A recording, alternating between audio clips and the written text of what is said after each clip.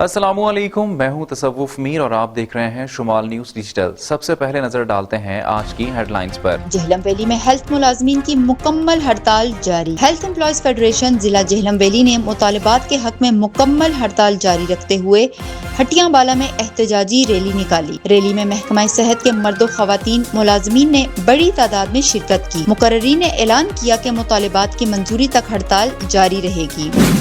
L P جی مہنگی، گھریلو cylinder 3,643 روپے کا ہو گیا۔ اوگرا نے ایل پی جی کی قیمت میں 4.95 روپے فی کلو اضافہ کر دیا۔ 11.8 کلو گرام کے گھریلو سلنڈر کی قیمت 58 روپے 51 پیسے بڑھا دی گئی ہے۔ جون کے لیے نئی قیمت 3,643 روپے 41 پیسے مقرر کر دی گئی ہے۔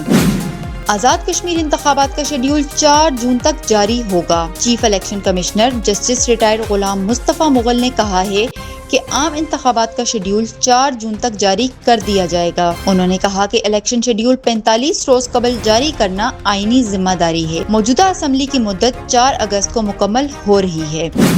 چناری میں مسلم لیگ نون کا بڑا مشاورتی اجلاس۔ چناری گیسٹ ہاؤس میں مسلم لیگ نون کارکنان کا مشاورتی اجلاس منعقد ہوا۔ سابق وزیر اعظم آزاد کشمیر راجہ محمد فاروق حیدر خان اور چودھری محمد رشید نے خصوصی شرکت کی۔ اجلاس میں کارکنان نے بھرپور استقبال کیا، جبکہ اجتماع عوامی جلسے کی شکل اختیار کر گیا۔ ہیڈ لائنز آپ جان چکے ہیں، مزید خبروں اور اپڈیٹس کے لیے جڑے رہیے شمال نیوز ڈیجیٹل کے ساتھ۔